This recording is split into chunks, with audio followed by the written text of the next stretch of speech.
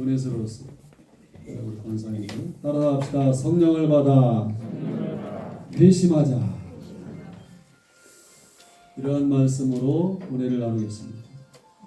아프리카 저 케냐의 한 마을에 들어가서 그 마사이족들의 생활이 TV에 반영이 된 적이 있어요. 신기한 일이 많지만은 그 중에 그들이 불을 붙이는 장면이 인상적입니다. 그 장정 3명이 호미파인 나무에 강한 막대기를 대고 힘껏 비벼대는 거예요. 시간이 흐르니까 불씨가 생겼고 거기에 마른 나뭇잎이나 마른 코끼리 똥 같은 것을 대니까 불길이 확 올라오는 거예요. 그 불길을 각 가정에 옮겨 붙이는 장면을 보면서 저게 바로 교회의 모습이다, 그런 생각을 하게 됩니다. 저들의 식사는 짐승을 구워 먹어야 되기 때문에 불이 반드시 필요합니다. 밤에는 난방의 역할을 하면서 목숨을 들짐승으로부터 지켜주기까지 하는 것입니다. 그리고 잘못 물리면 말라리아에 걸려가지고 죽게 할 수 있는 무서운 무기를 이 불 때문에 쫓아낼 수 있을 뿐만 아니라 맹수의 위협으로부터도 그들을 보호해주고, 하나님의 교회도 성도도 성령의 불이 꺼지면 끝장이 나는 거예요.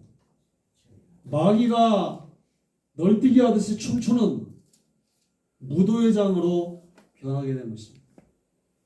원수 마귀의 계계를 물리치고 우는 사자처럼 삼킬 자를 두루찾는 마귀를 틈타지 못하게 할 수 있도록 우리 영죽교회의 성령의 불이 다시 타오라야 될 줄로 믿으시기를 바라겠습니다. 사도행전 1장 8절 말씀, 그래요 오직 성령이 너희에게 임하시면 너희가 dynamis 권능을 받고 예루살렘과 온 유대와 사마리아와 땅끝까지 이르러 내 증인이 되리라. 1738년 5월 24일 요한 웨슬레 목사님은 올더스케이트 교회에서 성령의 사람으로 회심하여 거듭납니다. 이 웨슬리 목사님은 그날 일기장에다가 그날을 이렇게 기록하였어요.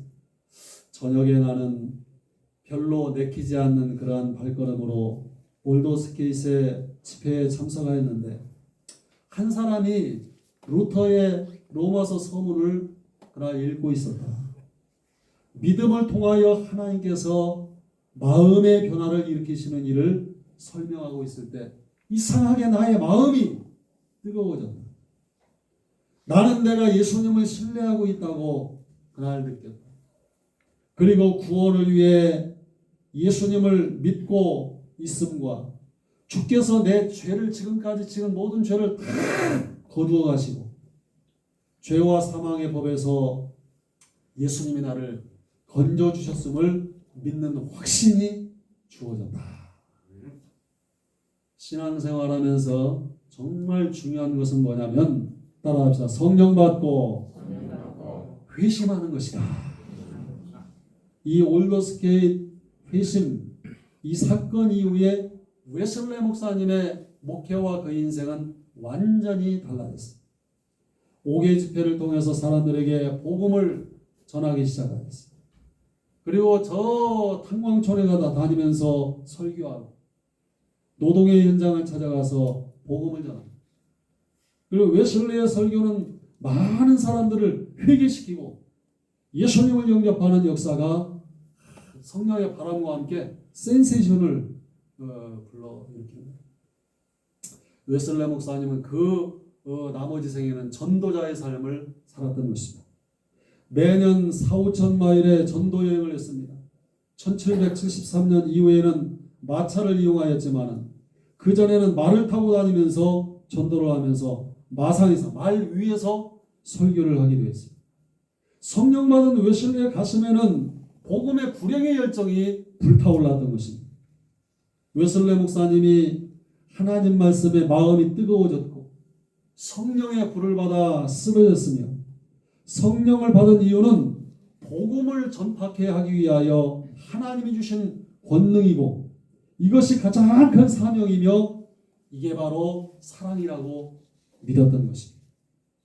부활하신 예수를 만난 사울이 바울이 되었을 때 복음을 전파하는 것을 위해서 자신의 전 생애를 그 다음부터 드렸던 것처럼 웨슬리 목사님 역시 열정적인 복음 전도자로서 그의 남은 생애를 살았던 거예요.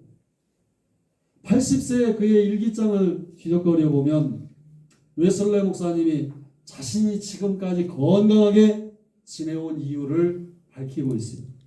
첫 번째, 내가 지금까지 건강하게 살아온 이유, 나를 부르신 하나님의 부름에 합당한 자가 되게 하시는 하나님의 권능이었고, 둘째는 1년에 4천 5천 마일을 계속 전도여행을 다니는 것이고, 셋째는 무엇이냐면 일정한 시간에 일어나는 것이고, 넷째는 항상 설교를 하는 것이고, 여섯째는 항상 심신을 유쾌하게 가지는 것이라고 건강의 비결을 그렇게 써놨습니다. 건강한 삶의 비결이 바로 복음을 전하는 전도자의 열정적인 삶이었다는 것을 고백하고 있습니다. 1791년 3월 2일 오전 6시 이 성령의 불덩어리 같은 그러한 사람 요한 웨슬리 목사님은 영원한 안식의 나라에 들어가게 됩니다. 그의 묘소의 그 기념비에는 세 구절이 새겨져 있습니다. 첫째는 세계는 나의 교구이다. 그 임종할 때 남긴 또 두 번째 글귀는 뭐냐면 가장 이 세상에 좋은 것은 하나님이 우리와 함께 계십니다.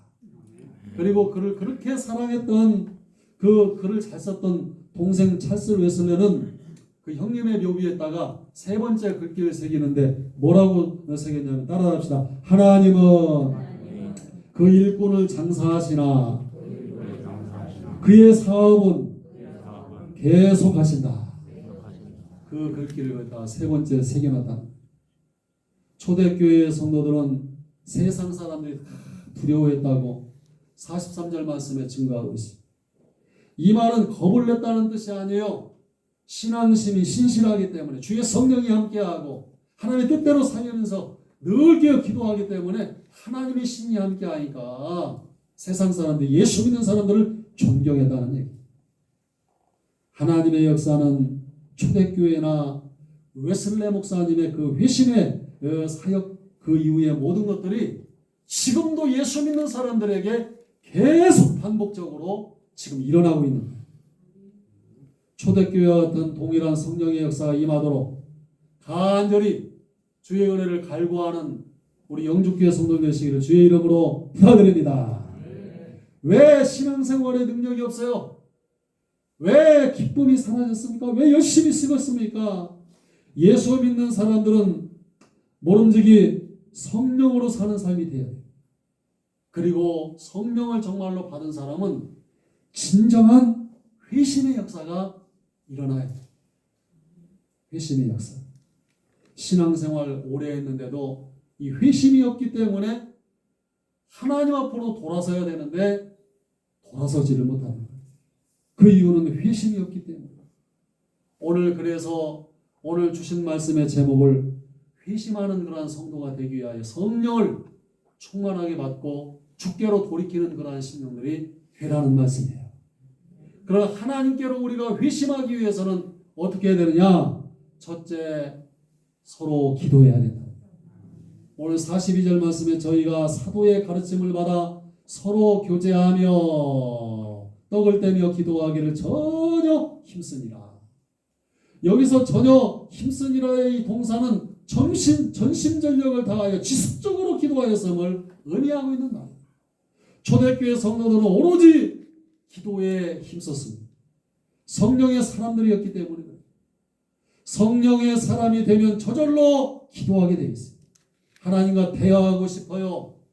하나님을 만나고 싶은 마음으로 용암처럼 그 마음이 끓어오릅니다. 그리고 저절로 기도하는 사람입니다. 그리고 기도 소리가 넘치는 교회가 될 수밖에 없는 거예요. 우리 찬송합시다. 박수 치면서 주님 뜻대로 살기로 했네. 주님 뜻대로 살기로 했네. 주님 뜻대로 살기로 했네. 뒤돌아서지 않겠네. 다시 한번 주님 뜻대로 살기로 했네. 주님 뜻대로 살기로 했네. 주님 뜻대로 살기로 했네. 뒤돌아서지 않겠네. 할렐루야. 기도하면서 하나님께로 가까이 나가는 거예요. 둘째로 회심의 사람이 되기 위해서는 서로 뜨겁게 사랑해야 된다. 오늘 본문 44절에 믿는 사람이 다 함께 있어 모든 물건을 서로 통용하고, 예루살렘 교회는 성령의 도가니가 되어버리니까 이 심령들이 성령 안에서 성령의 불을 받아가지고 깨어지고 부서지고 녹아져서 성령의 사람이 되니까 모두 물건을 서로 사용했다. 필요에 따라 물질을 나눴어요. 교회의 처음의 모습은 사랑으로 나누는 거예요. 과거에 초대교회 다임자가 돼서 목회를 할 때 교인들이 은혜를 받으니까 저녁에 목사님, 그 장로님들은 농장에 가서 일하다가 지게를 지고 다니는 장로님이 있었어. 저녁이 되면 그 옥수수를 따가지고 예배 시간에 오는 거야. 그럼 그거 갖다 삶아가지고 먹고 가라고. 또 권사님들 그것도 앉혀놓고 또 박수 치면서 찬송하면서 옥수수 다 예배 끝나고 그거 먹는 거야. 또 그리고 돼지 기르는 사람은 돼지를 자기가 잡지. 왜 목사님도 와가지고 같이 잡자고 이렇게 해가지고 그런 추억. 그리고 그 돼지를 갖다가 그냥 잡아가지고 마당에다 자갈을 다 깔아놨었거든. 그래서 삼삼오오 다 둘러가지고 그 수술 펴가지고 철망 올려놓고 하늘의 별을 보면서 그 늦은 밤까지 코에 그냥 냄새가 나도록 그 고기를 막 퍼먹던 그런 시절 웃으면서. 또 예배 끝나면 우리 그냥 헤어지기 아쉬우니까 거기 주청강변이 얼마나 좋아. 꺽지들이고 막 퉁가리고 막 먹이고 많으니까 장로님부터 막 교인들이 다 집에 안 가. 가가지고 저 냇가에 가서 올리행이도 줍고, 또 거기다 저녁 예배 또 드리고 가자. 또 매운탕 막 그냥 솥 걸어놓고 막 끓여서 또 진하게 먹고, 또 저녁에 또 막 찬송 부르고, 기도하고, 그게 재밌다는 거야. 그냥 재밌다는 거야. 그러면서 어느 날은 또 권사님이 또 오리를 막 잔뜩 잡아가지고 왔네. 그거 구워 먹으면서 우리끼리 웃으면서 했던 얘기가 있어요. 우리 이렇게 잘 먹어도 돼? 그런 얘기하면서 웃었던 그런 얘기도 있어. 사랑의 은혜를 받고 나니까 사랑의 은사가 임하는 거예요. 교인들에게. 교회도 사랑스럽고 성도들도 사랑스럽고 함께 먹을 때도 좋고 함께 웃을 때도 좋고. 할렐루야. 이 사랑의 눈을 뜨게 되므로 자신의 귀한 옥합을 깨뜨려 버리는 거예요. 물질의 노예가 되지 않고 인색하지 않고 이웃을 위해 기꺼이 나눌 수 있는 사랑의 마음을 가지게 돼요. 서로 사랑함으로써 성령의 사람인 것을 나타낼 수 있는 우리 영주교회 되기를, 은혜의 전성기가 오기를 주의 이름으로 축원드립니다. 그리고 회심의 역사는 뭐냐? 서로 기뻐하는. 본문 46절에 날마다 마음을 같이하여 성전에 모이기를 힘쓰고 집에서 떡을 떼며 기쁨과 순전한 마음으로 음식을 먹고, 초대교회 성도들은 성령에 의해서 자발적으로 기쁨이 충만한 상태에 다 빠져드는 거예요. 그래서 모이는 것이 기쁜 거예요. 그리고 모이는 것이 즐거운 거예요. 성령을 받으면 모이는 일에 최선을 다하게 되는 거예요. 권사님 중에 최규순 권사라고 있어요. 여기 영주 출신인데, 그분이 여기에 몇 년 전에 누가 장례식에서 왔다 가셨어. 이분이 은혜를 많이 받았어. 받아가지고 설교를 내가 하면 이 권사님 그러는 거야. 아이 목사님 왜 설교가 이렇게 짧냐고. 너무 짧다고. 너무 짧다고. 그 얘기는 뭐냐면 은혜가 된다는 거예요. 할렐루야. 은혜 받으니까 기쁨이 충만한 거예요. 말씀을 더 들었으면 그냥 갈급한. 건강한 아기에는 음식이 술술 들어가요. 그러나 이거 병든 자식들은 침을 대고 도리지르면서 안 먹어. 안 먹고 마셨고 뱉어대고 구역질하고. 영적인 것도 똑같은 거예요. 모이에 힘쓰고. 할렐루야. 말씀 충만, 은사 충만, 주의 사랑으로 충만고, 영적인 모습에서 볼 때 이렇게 하나님의 은혜 가운데 거하지 못하면, 기쁨이 없으면 그 신앙은 뭐예요? 영적인 교만함을 품게 되는 거예요. 그리고 모임에 등한시하기 시작하면 독선적인 그런 신앙으로 변질될 수밖에 없는 거예요. 과거에 내가 신앙생활하면서 잘 보이는데, 응? 힘쓰고 하나님이라도 열심히 누구보다 기도했고 더 은혜받기 사모하고 목사님의 힘이 되고, 응? 교회에 힘이 되어서 뒤에서 후원하는 자가 되었는데, 지금은 그렇지 못하다는 것은 그 병이 된 거예요. 응? 신앙생활에 병이 든 거예요. 응? 영적인 상태를 감찰해 보시기를 바라겠습니다. 예수님의 제자들은 보잘것없는 사람들이었어요. 그러나 그들에게서 성령이 임하자 기쁨의 에너지가 막 솟구치는 거야. 응? 그리고 어디서 나오는지 담력이 생기는 거야. 그 예수 복음을 전하기 시작하는 거야. 예루살렘에서 유대도 짜고 사마리아까지 더 나아가서 복음을 전하고, 그리고 로마 땅까지 나가서 복음을 전하고, 그래서 그것도 더 적기 때문에 세상 끝까지 나가서 주의 복음의 증인이 되기를 원했던 거예요. 무슨 일을 하든지 에너지가 있어야 돼요. 응? 요즘 교회들의 모습이 뭐냐면 영적인 에너지가 고갈됐다는 거예요. 응? 아니, 헌금이 줄은 것도 아니고 교인들의 숫자가 그렇게 줄은 것도 아니고 뭐 부족할 게 별로 없는 것 같은데 힘아리가 없어. 성도들도 힘이 없고 교회도 진정한 힘이 없어요. 스피리추얼 파워가 나오지 않는 거야. 응? 영적인 능력이 폭발적으로 나와야 되는데, 영적인 기쁨이 솟아나야 되는데 이 에너지가 나오지 않는 거야. 응? 이게 문제가 돼. 교회의 동력은 성령이다. 아멘 합시다. 성령의 사람은 서로 기뻐하는 거예요. 정말 은혜 받은 사람 만나보세요. 그 안에 영성이 서려 있고 그 주님이 주신 기쁨을 가지고 있어요. 응? 그 사람하고 대화가 끝나고 돌아서잖아. 신선한 바람이 부는 거야. 응? 성령의 능력을 힘입어 서로에게 기쁨을 주며, 아멘. 신선한 공기를 만들고, 아멘. 서로 기뻐하는 성령의 사람 되시기를 주의 이름으로 축원합니다. 이것이 바로 진정한 회심이에요. 성령 받고 회심하려면 어떻게 되느냐? 세 가지 지금까지 말씀드렸어요. 따라합시다. 기도에 힘써야 된다. 사랑하기에 힘써야 된다. 기쁨으로 충만해야 된다. 우로부터 내시는 성령의 신령한 능력이 불처럼 바람처럼 이슬처럼 하나님의 은혜로 우리에게 각자 주어지면 그 은혜가 능력으로 역사할 줄로 여러분 믿으시기 바랍니다. 이 에너지가 모아지는 거예요. 하늘의 능력으로 폭발적인 권능의 역사가 일어나고 교회도 기하급수적으로 성장해 나가는 것입니다. 한 사람이 콜롬비아 강의 댐을 방문했어요. 그는 항상 댐에 가득 찬 수천만 톤의 그 어마어마한 물이 막 낙하하면서 떨어지면서 전기를 만든다고 그렇게 생각했었어요. 그러나 실제로는 깊은 곳에 터빈과 발전기가 엄청난 물이 떨어지는 압력을 조용히 그 깊은 곳에서 전기로 바꾸고 있는 것을 알게 되었어요. 이 댐 위에서 떨어지는 것은 그 물은 단지 거품만 그냥 떨어질 뿐이야. 거품. 터빈을 돌리는 강한 물줄기는 거창하게 떨어지는 물이 아니라 댐 속에서 압력을 받아 강하게 뿜어져 나오는 물줄기였던 것을 알고 있는 거예요. 성령의 역사도 이와 같은 거예요.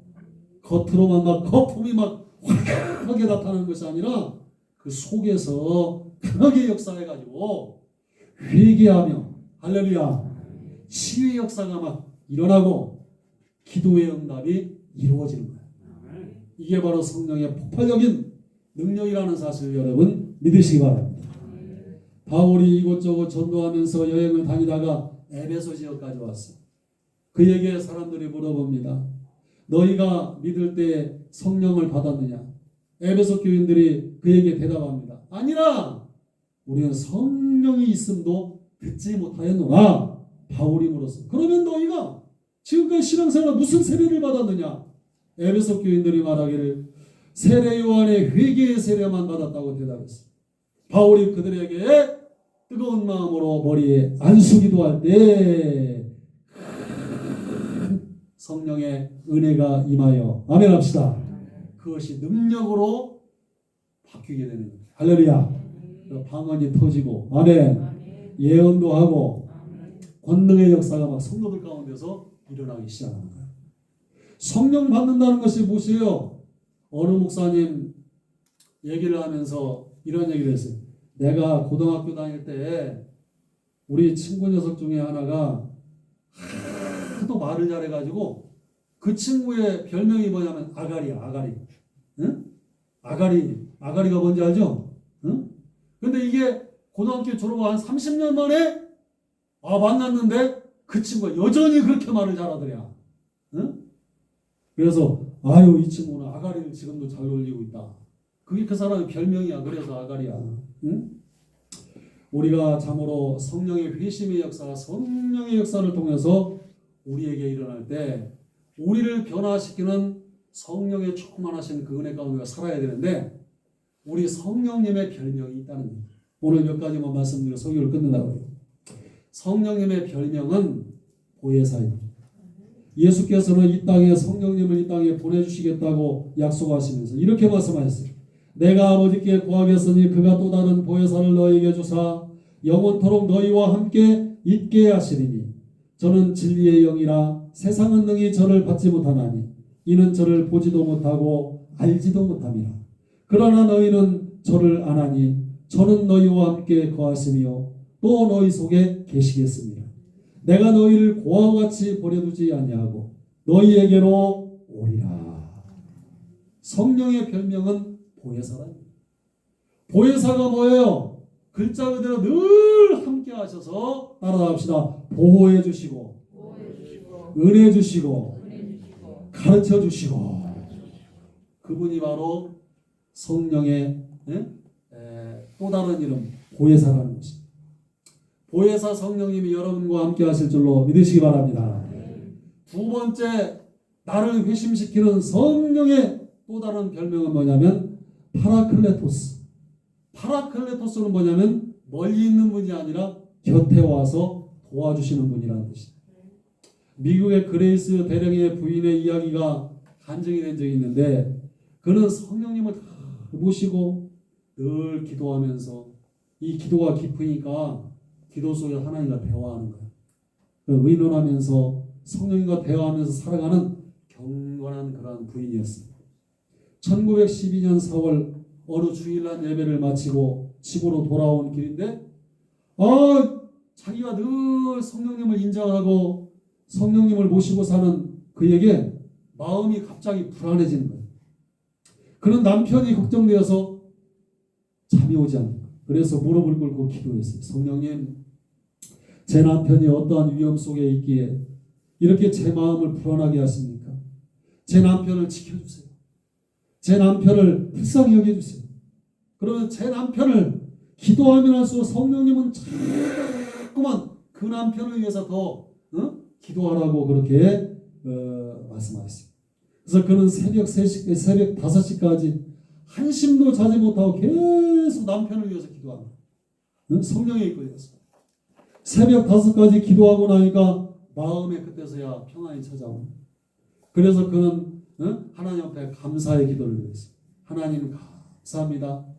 그런데 그날 그레이스 그 남편 대령은 그 유명한 침몰한 배, 그 타이타닉호를 타고 깊은 배서양 바다를 지나가고 있었어요.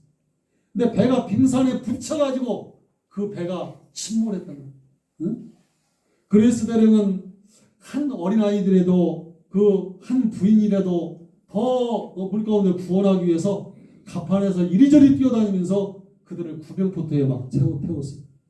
그리고 이 새벽에 대령은 배와 함께 자기는 그 깊은 바닷속으로 빨려 들어가는 거예요. 생각해 보세요. 그 어마어마한 배가 두 쪽이 나가지고 깊은 물속으로 가라앉는데 아무리 수영을 잘해도 그 주변에 있는 모든 것들을 다 끌고 들어가기 때문에 빨려 들어가는 거예요. 깊은 물속 수천 미터 밑으로 빨려 들어가는 거예요. 아무리 수영을 잘해도 올라올 수 없는 상황이었는데 갑자기 그 물결이 빨려 들어간 물결이 확 밀쳐가지고 대령을 바다 위로 그냥 던져버리더라고요. 응? 바다 위로 떠오른 대령의 바로 그 옆에 보니까 뒤집혀진 구명보트가 저 밑에부터 빨려 들어가는 대령을 밑에서 구명보트가 올라오면서 부력에 의해서 올라오면서 그 사람을 바다 위로 쳐내버린 거야. 응? 주변에 있던 사람들 다 빨려 들어가가지고 다 죽었는데 그 사람만 물 위에 튕겨져 올라온 거야. 그 부인의 간절한 기도하는 시간. 할렐루야. 하나님이 그를 물 밖으로 튕겨버린 거야. 사랑하는 성도 여러분, 성령은 멀리 계신 분이 아니야. 아멘 합시다.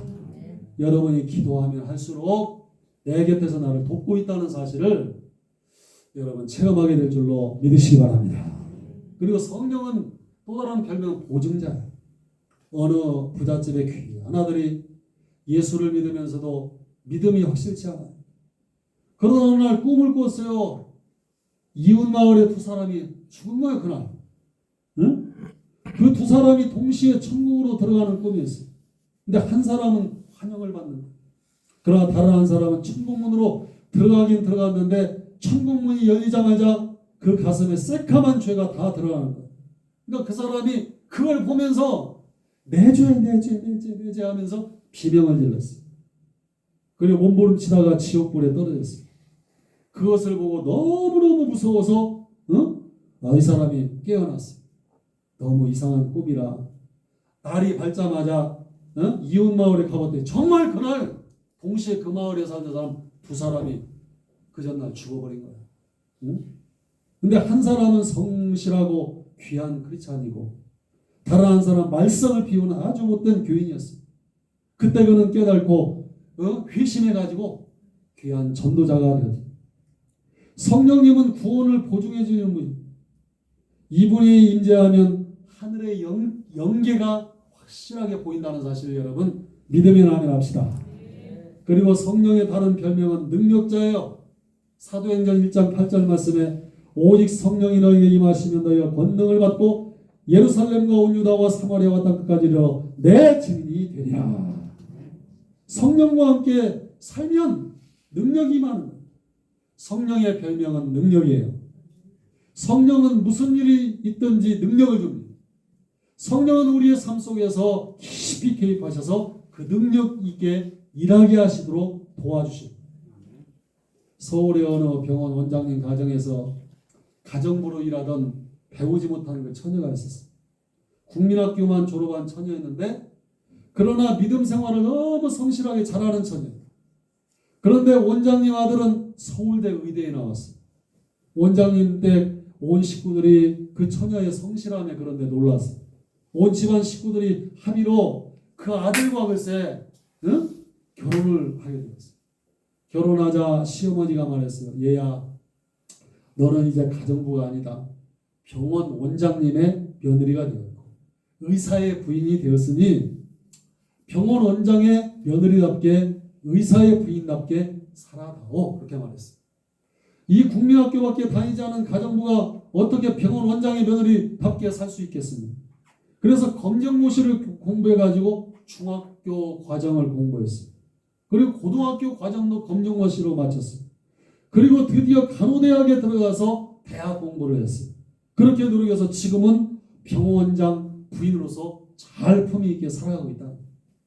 여러분, 성령께 의지하며 성령과 함께 살아간다는 것은 능력임을 여러분 믿으시기 바랍니다.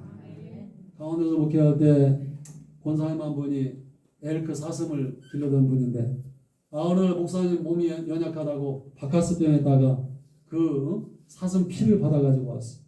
근데 이게 한 잔에 그때만 해도 한 잔에 그 비쌌어요. 근데 나는 원래 피를 먹지 않아. 피를 마시지 않았어. 여러분, 사슴의 피는 몸에 좋다고 했는데 먹기 싫으면 내 몸 안에 안 들어오면 그냥 안 먹으면 그만이에요. 그러나 성령님은 우리의 심령 가운데 들어오셔야 된다. 아멘 합시다. 그래서 오늘 주신 말씀처럼 성령의 사역, 보혜사의 사역, 파라클레토스, 보증자, 능력자, 그런 역할을 우리의 심령 가운데 들어올 때 웨슬레 목사님처럼 성령을 받으면 따라합시다. 회심의 역사, 이제 주께로 돌아서는 회심의 역사가 일어나는 거예요. 정말 성령 받으셨습니까? 정말 성령 받은 사람은 세상을 향해 나가지 않아요. 응? 하나님께로 정말로 돌아서는 그런 삶을, 돌아서는 신앙생활을 하게 된 사람이 회심의 역사를 체험한 사람이라고 말할 수 있는 거예요. 그래서 우리가 회심에 하나님께로 우리가 정말 돌아서 하나님의 뜻대로 열심을 품고 주를 섬기면 어떠한 역사가 일어나냐? 하나님이 보호하여 주시고, 크게 하면 은혜를 주시고, 아멘, 가르쳐 주시고, 옆에 와서 성령이 도와주는 구원을, 나의 구원을 보증해 주시는 능력을 주시는 성령의 충만함이 오늘 이 시대에 지금 우리 교회에 필요하다는 거예요. 여러분에게 필요한 줄로 믿으시기 바랍니다. 오늘 이 설교가 끝나고 집에 돌아가시면 내가 10년, 어떤 사람은 30년, 어떤 사람은 50년 교회에 나와서 직분도 받고 신앙생활을 했는데 나는 정말 나는 은혜를 많이 받았다고 생각했는데 오늘 목사님 설교를 듣고 보니까 이게 성령의 교회들에게 하시는 말씀이거든요. 정말 성령 받아 나는 정말 회심한 교인인가? 요거 지금 점검해야 돼. 요거 점검할 수 있는 다음 주간이 되기를 주의 이름으로 부탁드립니다. 스스로 알게 기도하겠습니다. 은혜로우신 아버지